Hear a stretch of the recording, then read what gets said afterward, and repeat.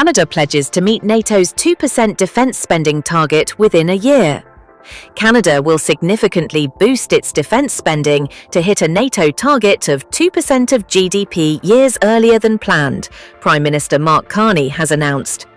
In a speech at the University of Toronto on Monday, Carney said the action was required to ward off the multiplying threats from hostile governments, terrorist entities, and cybercriminals.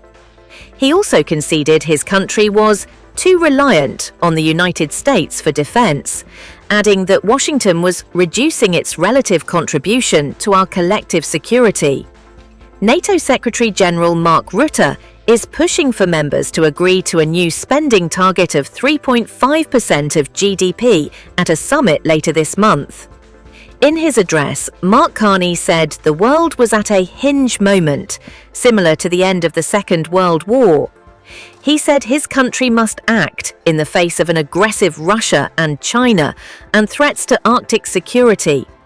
He also accused Washington of looking to monetize its hegemony by making access to its market more costly. Canada spent 1.4% of its GDP on defense in 2024. GDP stands for Gross Domestic Product and is a measure of all the economic activity of companies, governments, and people in a country.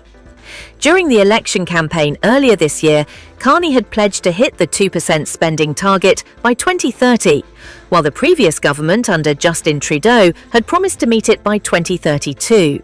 However, on Monday, Carney said the spending goal would be hit by March next year.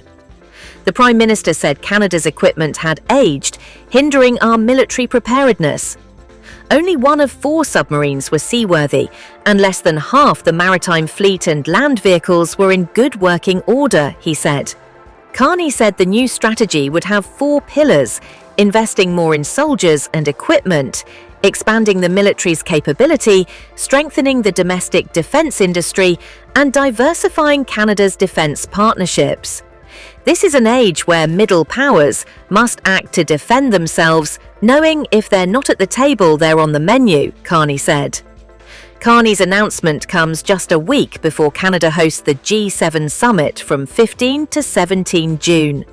Speaking to reporters later, Carney said the government's new plan includes a cash increase of $9.3 billion, $6.5 billion, £4.8 billion for this fiscal year, which he said will bring Canada's defence spending to the NATO threshold. Some of it would be immediately spendable on personnel and equipment.